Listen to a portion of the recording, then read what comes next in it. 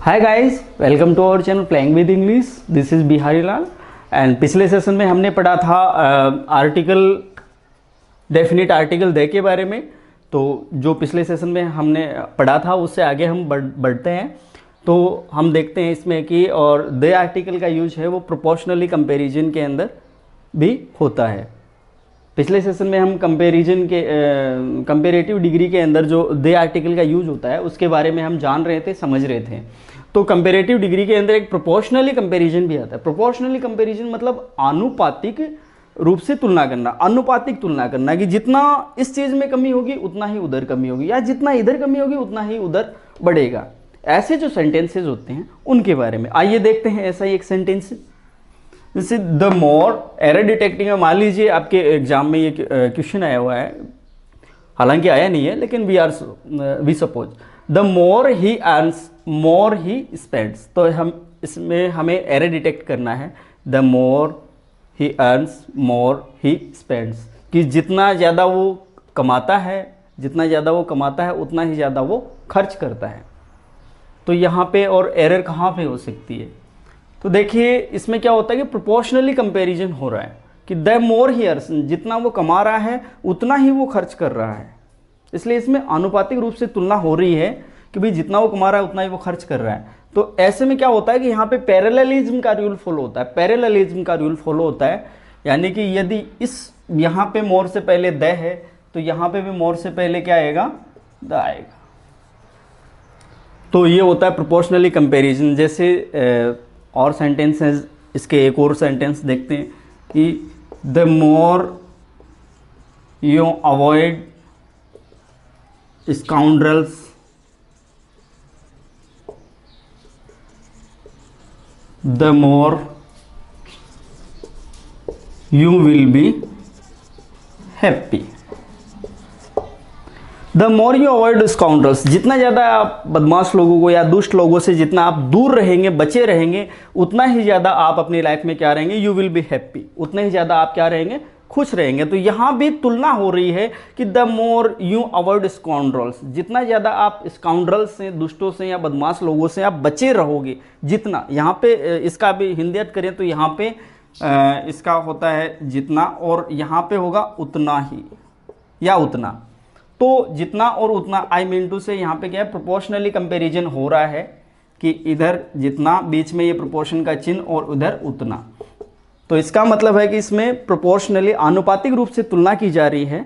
इसलिए यहाँ पे क्या होगा कि इस मोर से पहले भी द लगेगा और इस मोर से पहले भी द लगेगा। आइए आगे बढ़ते हैं। तो स्टूडेंट्स हम बढ़ते हैं आगे। ये दो सेंटेंसेज है, मान लीजिए ये आपके एग्जाम में आते हैं। तो पहला सेंटेंस है rich always enjoy luxury life style. जो अमीर लोग हैं वो हमेशा और लग्जरी लाइफ स्टाइल एंजॉय करते हैं, या वो सुखपूर्वक या बहुत शान शौकत से अपना जीवन बिताते हैं। तो इसमें एरर डिटेक्टिंग का सेगमेंट में मान लीजिए ये क्वेश्चन है, तो इसमें कहाँ पे एरर है? तो यहाँ पे जो बात हो रही है कि जो अमीर लोग हैं वो अपना जीवन है वो सुख सुविधा पूर्वक या शान शौकत से बिताते हैं। तो यहाँ पे जो बात हो रही है, वैसे तो एक कॉमन नाउन है, लेकिन यहाँ पे जो बात हो रही है वो सभी के लिए हो रही है, समूह में सभी के लिए। तो यहाँ पे दे होगा। इसका मतलब है अपनी गलती कहाँ पे? यहाँ पे है, ए पार्ट में इसमें गलती है। ऐसे दूसरे में poor can not purchase valuable things, जो गरीब लोग हैं वो महंगी वस्तुएं नहीं खरीद सकते। तो ये बात भी, और यहाँ पे वो किस पे लागू होती है? सभी गरीबों पे लागू होती है, ना कि किसी एक गरीब पे। इसलिए जब समूह में सभी के लिए कोई बात कही जाती है तो वहाँ पे भी द आर्टिकल का यूज होता है। इसलिए यहाँ पे भी हमें, और इसमें भी कहाँ पे गलती है? ए पार्ट में गलती है। पुअर से पहले क्या आएगा? द आर्टिकल आएगा। स्टूडेंट्स, जहाँ पे क्वालिटी की बात की जाती है तो वहाँ पे भी दे आर्टिकल का यूज होता था। हालांकि क्वालिटी है वो अकॉर्डिंग टू कंटेक्स्ट और अलग अलग तरह से इसका और जो उल्लेख किया जा सकता है क्वालिटी का, वो हम आगे समझेंगे। तो सिंगर इन यू, आपके अंदर का जो सिंगर है, doesn't allow you to sleep, वो आपको सोने नहीं देता। अर्थात आपके जो सपने हैं सिंगर बनने के, वो आपको सोने नहीं देते हैं। तो यहाँ पे यूं की क्वालिटी का लिए इस सिंगर का यूज हुआ है। तो यहाँ पे जो सिंगर नाउन है वो किसके लिए यूज हुई है? यू के लिए हुई है, और ये इसकी क्वालिटी के रूप में हुई है। तो ये यहाँ पे नाउन हम इसको नहीं कह सकते, हालांकि ये वैसे तो कॉमन नाउन है। सिंगर, टीचर, डॉक्टर, ये जो है ये सब कॉमन नाउन है, लेकिन यहाँ पे इसका जो यूज हो रहा है वो इसकी ये विशेषता बता रहा है कि यूं की, कि तुम्हारे अंदर क्या है, उसकी क्वालिटी बता रहा है, उसको क्वालिफाई कर रहा है। तो जो नाउन को क्वालिफाई करता है वो क्या होता है? एडजेक्टिव होता है।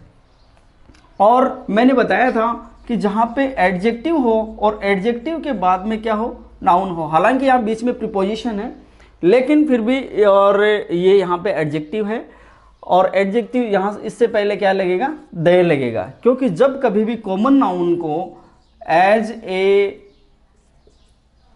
क्वालिटी, या फिर दूसरे शब्दों में हम यूं कहें कि कॉमन नाउन को जब एडजेक्टिव के रूप में यूज किया जाता है, किसी की क्वालिटी बताई जाती है कॉमन नाउन के जरिए, तो उस कॉमन नाउन से पहले और द आर्टिकल का यूज होता है। और सेंटेंसेस से हम इसे और अच्छे तरीके से समझ लेते हैं। दूसरा सेंटेंस हम देखते हैं, the hero in me broke all the obstacles. मेरे अंदर के हीरो ने और सारी परेशानियों को या सारी बाधाओं को क्या किया? ब्रेक, यानी तोड़ दिया, अर्थात उन पे विजय प्राप्त कर ली। तो इसमें जो मेरी क्वालिटी के बारे में, और ये जो हीरो शब्द है, इससे क्या है कि मेरी क्वालिटी का बखान हो रहा है, मेरी विशेषताओं के बारे में पता चल रहा है। तो यहाँ पे भी ये एज एन एडजेक्टिव काम कर रहा है, और इससे पहले द आर्टिकल का यूज किया है। अगले सेंटेंस में हम देखते हैं, Jaipur Paris of India is a beautiful city. Jaipur, जो कि भारत का पेरिस कहा जाता है, भारत का पेरिस है, वो एक बहुत सुंदर शहर है। तो यहाँ पे भी हम देखते हैं कि जो पेरिस है, पेरिस वैसे तो ये प्रॉपर नाउन है, व्यक्तिवाचक संज्ञा है, और जयपुर भी यहाँ पे व्यक्तिवाचक संज्ञा है, लेकिन ये जो व्यक्तिवाचक संज्ञा है वो इसको क्वालिफाई कर रहा है। पेरिस है वो जयपुर की क्वालिटी के बारे में और विवरण हमें दे रहा है, क्वालिटी का बखान कर रहा है, विशेषताओं के बारे में बता रहा है। कौन बता रहा है? पेरिस बता रहा है। और दूसरी बात तो उसके बाद में क्या लगा हुआ है? ऑफ लगा हुआ है। और मोस्टली सेंटेंसेज में जहाँ पे ऑफ लगता है उसके आसपास कहीं ना कहीं द का यूज होता ही है। तो ये भी एक, वैसे कई लोग कारण मान लेते हैं, जैसे छोटी कक्षाओं में इस ट्रिक से पढ़ाते हैं, तो वो एक अलग बात है, लेकिन हर जगह ऑफ के साथ में द का यूज हो ऐसा नहीं होता है, इसलिए उस बात को अपने दिमाग से आप निकाल दीजिएगा। तो यहाँ पे ये पेरिस है, वो जयपुर की क्या है? क्वालिटी बता रहा है कि जयपुर क्या है? वो पेरिस है ऑफ इंडिया। तो पेरिस ऑफ इंडिया, ये पूरा का पूरा एक क्या हो जाएगा? फ्रेज बन जाएगी। और ये क्वालिटी बता रहा है, किसकी बता रहा है? जयपुर की बता रहा है। केवल पेरिस नहीं, पेरिस ऑफ इंडिया, ये पूरा का पूरा पेरिस ऑफ इंडिया, ये इसकी क्वालिटी बता रहा है। इसलिए यहाँ पे एरर कहाँ पे है? यहाँ पे है, क्योंकि यहाँ पे क्या आना चाहिए? यहाँ पे हमें द आर्टिकल का यूज करना चाहिए। ये सही सेंटेंस बनेगा, Jaipur the Paris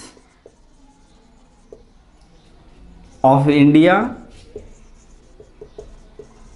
is a beautiful city. Beautiful city. अगला वाक्य देखते हैं, Kalidas is known as the Shakespeare of India. Kalidas है, उसको भारत के शेक्सपियर के रूप में जाना जाता है। तो इसको मैंने बताया कि इसमें भी क्या है कि क्वालिटी बता रहा है। दूसरे शब्दों में इसको हम बोल भी कह सकते हैं कि ये क्या है? कालिदास को किसकी उपमा दी गई है? हिंदी के द्वारा हम समझें तो ये कालिदास को क्या है? उपमा दी गई है। किसकी उपमा दी गई है? भारत के शेक्सपियर की। तो यहाँ पे शेक्सपियर ऑफ इंडिया, ये जो फ्रेज है किसको क्वालिफाई कर रही है? कालिदास को क्वालिफाई कर रही है।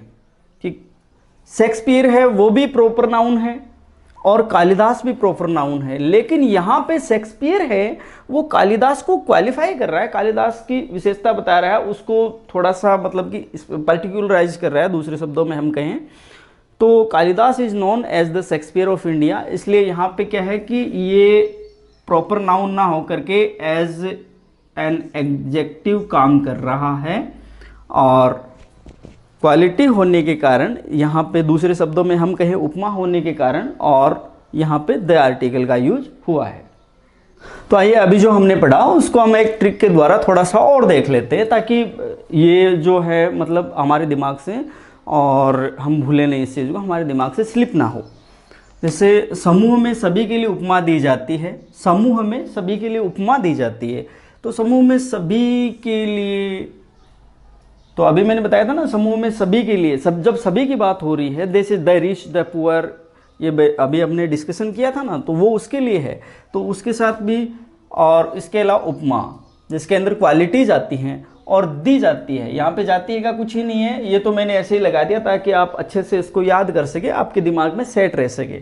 और यहाँ पे दी का मतलब THE होगा। हालांकि ये दी जो मैंने लिखा है ये यहाँ पे यूज नहीं होगा, क्योंकि दी तो और सुपरलेटिव डिग्री के साथ में होता है, क्योंकि द के 3 उच्चारण है ना, द, दा और दी। लेकिन थोड़ा सा आप लोगों के माइंड में सेट रहे इसलिए मैंने यहाँ पे इसको दी लिखा है। वैसे तो जो बड़ी वाली जो दी है जिसका हम प्रोनाउंसिएशन दी करते हैं, तो वो सुपरलेटिव डिग्री के साथ में यूज होती है, लेकिन ये मैंने एक ट्रिक के द्वारा आपको बताने की कोशिश करी है कि समूह में सभी के लिए उपमा दी जाती है, मतलब उपमा के साथ में समूह में सभी के लिए क्या यूज होता है, द आर्टिकल का यूज होता है। चलिए आगे और देखते हैं। अभी हम जो बात कर रहे थे कि भाई दी का प्रयोग है वो सुपरलेटिव डिग्री के साथ होता है, तो उसी के ऊपर हम आ गए हैं। With superlative degree the article का यूज होता है और उसका प्रोनाउंसिएशन दी होता है। तो आइए देखते हैं एक सेंटेंस।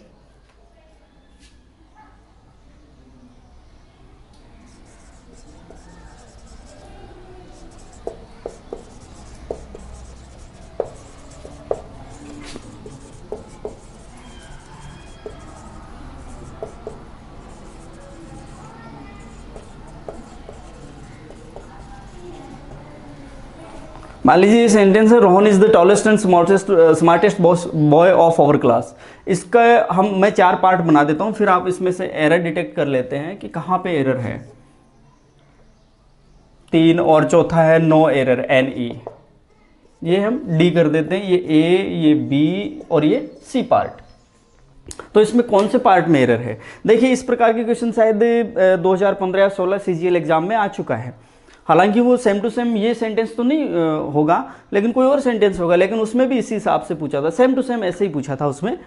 तो Rohan is the tallest and smallest boy of our class, तो उसमें बहुत से बच्चे थे वो NE यानी डी ऑप्शन को सही करके आए थे, क्योंकि रोहन इज द टॉलेस्ट, तो हमने क्या किया कि टॉलेस्ट सुपरलेटिव डिग्री, उससे पहले द आर्टिकल यूज हो ही रहा है, द आर्टिकल का यूज हो ही रहा है, इसलिए हमने क्या किया कि इसको सही, बच्चों ने इसको सही मान लिया था। लेकिन इसमें क्या है कि कमी कहाँ पे, एरर कहाँ पे? एरर है C पार्ट में। C पार्ट में एरर क्यों है? क्योंकि Rohan is the tallest and smartest, Rohan तो एक ही है लेकिन उसकी 2 क्वालिटियों के बारे में बात हो रही है, 2 क्वालिटियों के बारे में बात हो रही है। और दूसरी बात है पैरेललिज्म भी यही कहता है, तो 2 क्वालिटी के बारे में बात हो रही है। तो देखिए टॉलेस्ट से पहले तो द लगाया गया है, लेकिन स्मार्टेस्ट से पहले द आर्टिकल का यूज नहीं हुआ है। तो यहाँ पे भी क्या है कि हमें द आर्टिकल का यूज करना चाहिए और करना पड़ेगा, तब जाकर के हमारा वाक्य है वो सही हो पाएगा। Rohan is the tallest and the smartest boy of our class, ये सही वाक्य होगा। ऐसे प्रश्न या इस प्रकार के ट्रिकी क्वेश्चन है वो CGL में पूछ लेते हैं, 15 या 16 मुझे ठीक से याद नहीं है, लेकिन पूछा जरूर है CGL प्री में।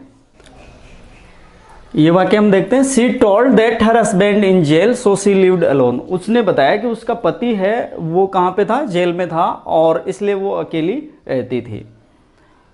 तो देखिए इस वाक्य के अंदर, और यहाँ पे जो जेल है वो क्या है कि जनरल सेंस में यूज हो रही है, सामान्य अर्थों में प्रयुक्त हो रही है, क्योंकि उसका हस्बैंड क्या था, जेल में है, इसका मतलब कोई ना कोई अपराधी होगा, और जेल किसके लिए होती है, अपराधियों के लिए होती है, इसलिए जनरल सेंस में इसका प्रयोग होगा। और ऐसे वाक्य जनरल सेंस वाले भी कई बार पूछ लेते हैं। तो इसके बाय द वे हम जैसे पार्टों में यदि मैं इसको और डिवाइड कर दूं और फिर आपसे पूछूं तो इसके अंदर कोई एरर नहीं होगी, नो एरर है। कई बार क्या होता है कि यहां पे आर्टिकल दे देते हैं in a jail, she told that her husband in a jail so she lived alone. तो सामान्य अर्थों में यदि हम किसी प्लेस की बात कर रहे हैं, किसी स्थान की बात कर रहे हैं, तो उसके साथ में कोई भी आर्टिकल नहीं आएगा, चाहे वो ए हो चाहे वो दी हो। तो यहाँ पे कई बार मैंने देखा है कि क्वेश्चंस के अंदर मोस्टली ए देते हैं, दे तो थोड़ा सा दे तो कम आता है, लेकिन ज़्यादातर ए या एन दे देते हैं। जैसे हॉस्पिटल के साथ में भी ए दे देते हैं या लिख देते हैं, और कई और जगहों के साथ में ऐसा कर देते हैं। तो यहाँ पे क्या है कि और सामान्य अर्थों में कोई आर्टिकल का यूज नहीं होगा। ये सेंटेंस अपने आप में पर्याप्त है, सही है। दूसरा सेंटेंस हम देखते हैं।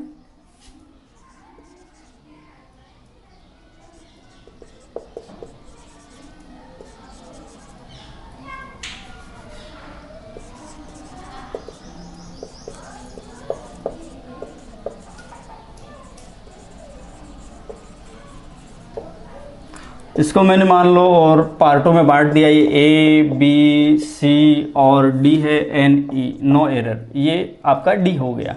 तो कौन से पार्ट में एरर है? She visited jail to see her husband, तो इसमें कहाँ पे एरर होगी? सी विजिटेड ये भी सही है, जेल टू सी, जेल में क्या करने जाती थी? मिलने के लिए जाती थी। तो यहाँ पे कहाँ पे गलती? हर हस्बैंड, तो ये तो और वैसे ही पजेसिव प्रोनाउन है और हस्बैंड अपनी जगह सही है, तो कहाँ पे गलती हो सकती है? यहाँ पे। अब आप बोलोगे कि भाई और यहाँ पे तो जेल के पहले कोई आर्टिकल नहीं था, तो यहाँ गलती कैसे हो सकती है? देखिए यहाँ पे सामान्य अर्थों में, क्योंकि उसका पति अपराधी था और वो जेल गया था, तो जेल में अपराधी ही रहते, लेकिन वो अपराधी नहीं थी, वो तो केवल अपने पति से मिलने के लिए और वहाँ पे जेल में जाती थी। तो यहाँ पे इससे पहले और क्या होगा? दे आर्टिकल का यूज होगा। क्यों?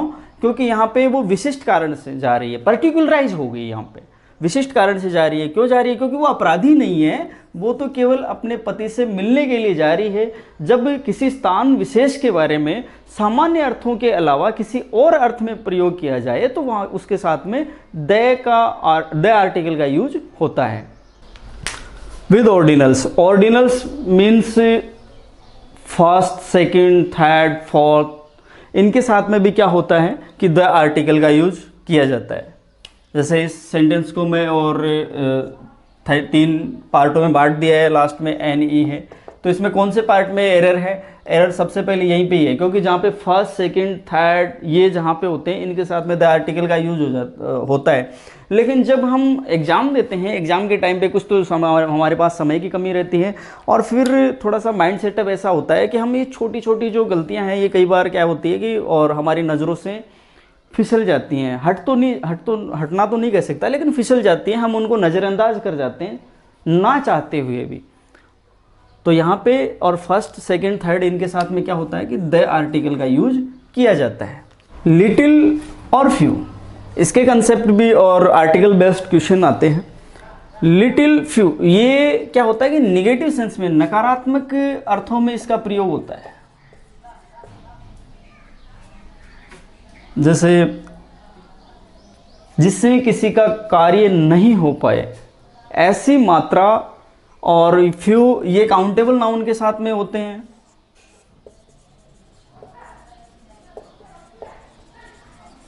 और ये जो है ये अनकाउंटेबल का नाउन के साथ में प्रयुक्त होते हैं। ऐसी मात्रा जिससे किसी कार्य का संपादन नहीं हो पाए, कोई कार्य नहीं हो पाए, तो उन अर्थों में, क्योंकि नहीं हो पाएगा तो और उसका जो क्या है कि जो अर्थ है या शब्द का जो उद्देश्य है वो किधर क्या चला जाएगा? नकारात्मक चला जाएगा। आई मीन टू से negligible.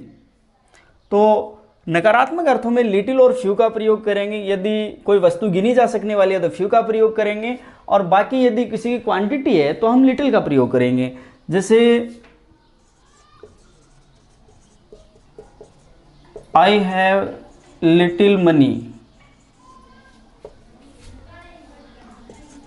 so I can't purchase books। मेरे पास थोड़े से पैसे हैं, थोड़ी सी मनी है, इसलिए मैं क्या है कि बुक्स नहीं खरीद सकता। अर्थात इतनी कम मात्रा में है, ना के बराबर है, तो इनका अर्थ होता है न के बराबर या नकारात्मक,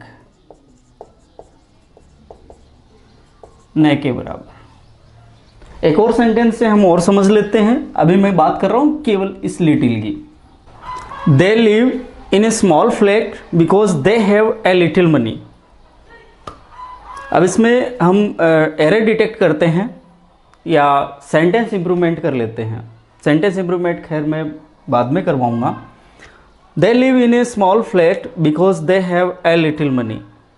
दे live in a small flat, वे एक छोटे से फ्लैट में रहते हैं because they have a little money, क्योंकि उनके पास बहुत ही कम धन है।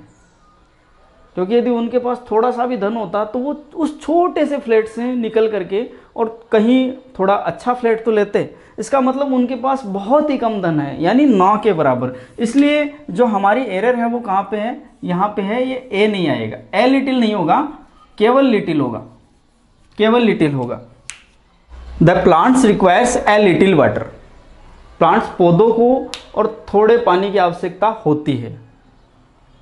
तो यहाँ पे ए लिटिल का यूज होगा, क्योंकि उनको न के बराबर पानी की आवश्यकता नहीं होती है, उनको थोड़े पानी की आवश्यकता होती है। न के बराबर तो नकारात्मक अर्थ में चला जाएगा। इसका मतलब न के बराबर पानी की यानी 1-2 बूंद की जरूरत होती है क्या उनको? 1-2 बूंद की जरूरत कैसे होगी? 1-2 बूंद यदि आप डालोगे और फिर पौधों को पानी दोगे ही नहीं, यानी नकारात्मक अर्थ में यदि आप इस कार्य को करोगे तो पौधा तो जल जाएगा, पौधा ग्रो ही नहीं करेगा। तो the plants requires a little water, plants को आप ज़्यादा पानी दो या उसको जितनी आवश्यकता है उतना पानी दो तो ठीक है, वरना कम से कम थोड़े पानी की ज़रूरत तो है ही। तो यहाँ पे ये ए लिटिल और ए फ्यू ये पॉजिटिव सेंस के अंदर यूज होते हैं, पॉजिटिव सेंस, सकारात्मक अर्थ। इनका यूज और तीसरे शब्दों में जैसे अपन बोलचाल की भाषा में बोले तो काम चलाओ, जिससे हमारा कार्य चल सके, उन अर्थ में और ए लिटिल और ए फ्यू का यूज किया जाता है। और द लिटिल और द फ्यू है, इट मीन्स रिमेनिंग, जो शेष है। इन सब का अर्थ वैसे थोड़ा ही होता है, क्योंकि द लिटिल का मतलब थोड़ा किंतु जो शेष है या जो बचा हुआ है, थोड़ा लेकिन जितना है उतना पूरा का पूरा। जैसे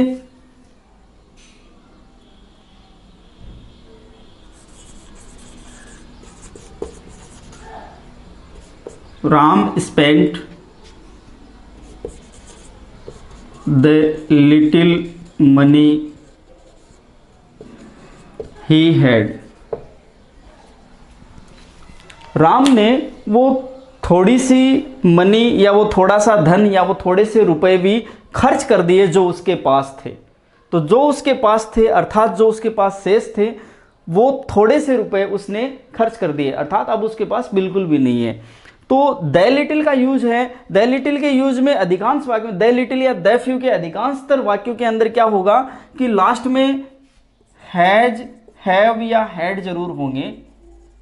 ये इसकी एक ट्रिक है, लेकिन सभी वाक्यों की बात नहीं कर रहा मैं, कुछ वाक्यों की। हालांकि और इसका दूसरा और फॉर्मेट भी दे सकते हैं, इस दूसरा सेंटेंस पैटर्न भी दे सकते हैं। जरूरी नहीं कि और सारे द लिटिल और द फ्यू वाले वाक्यों में हैज, हैव, हैड ही होगा लास्ट के अंदर, ऐसे कोई ज़रूरी नहीं है, लेकिन मोस्टली ऐसा सेंटेंस पैटर्न होता है इनका। आइए बात करते हैं फ्यू की। During lockdown few people were walking around night, lockdown के दौरान कुछ पीपल वॉकिंग अराउंड यानी घूम रहे थे नाइट, रात में। अब पहली बात तो लॉकडाउन लग गया, दूसरी बात है रात का समय, अर्थात इसका जो सेंस है वो किस में जाएगा, नेग्लिजिबल में जाएगा या निगेटिव सेंस में जाएगा। क्यों? क्योंकि लॉकडाउन के दौरान और लॉकडाउन में भी रात के समय बहुत ही कम न के बराबर लोग रात में घूमते हैं, इसलिए हम यहाँ पे और फ्यू का यूज हुआ है। क्योंकि फ्यू का मतलब है यहाँ पे कुछ या कई किंतु न के बराबर। सेकेंड सेंटेंस हम देखते हैं, a few people have come to the party due to heavy rain. किसी ने एक पार्टी ऑर्गेनाइज करी थी और उसके अंदर क्या हुआ, जिन जिन को इनवाइट किया था उनमें से बहुत ही कम लोग या कुछ लोग पार्टी में आए थे। क्यों? क्योंकि ड्यू टू हैवी रेन, बहुत मूसलाधार बारिश या हैवी रेन के कारण, और बहुत ही कम लोग आए थे। लेकिन जो जितने लोग आए थे उनके साथ में क्या उसने पार्टी सेलिब्रेट नहीं करी, काम तो हो गया ना, काम तो उसका हो गया ना। तो इसका मतलब है, इसका अर्थ किसमें क्या निकल रहा है, सकारात्मक अर्थ निकल रहा है, काम चलाओ, जिसको मैंने सामान्य भाषा में बताया था काम चलाओ। तो काम चलाओ के साथ में एफ यू का प्रयोग होगा। अगला सेंटेंस हम देखते हैं, आफ्टर द फ्लड, बाढ़ के बाद में द फ्यू मड हाउसेज, जो कुछ कच्चे मकान थे, वर कोलैप्स्ड, वो भी ढह गए। पहली बात तो फ्लड, जब बाढ़ आती है तो कच्चे मकान वैसे ही बाढ़ के अंदर बर्बाद हो जाते हैं, ढह जाते हैं, गिर जाते हैं, नष्ट हो जाते हैं। लेकिन फिर भी जो बचे खुचे थे बाढ़ के बाद में, यहां मैं बात कर रहा हूं आफ्टर द फ्लड, बाढ़ आकर के चली गई उसके बाद की। तो बाढ़ तो चली गई लेकिन उसका प्रभाव उसके बाद भी था, तो उसके बाद जो बचे खुचे थे, क्योंकि द फ्यू और द लिटिल का मतलब क्या होता है, रिमेनिंग, थोड़े किंतु बचे हुए, शेष वाले। तो जो बचे खुचे जो और कच्चे मकान थे वो भी ढह गए। तो यहाँ पे हमने द फ्यू का यूज किया है। थैंक्स। यदि आपको वीडियो अच्छी लगी हो तो please like, share and comments.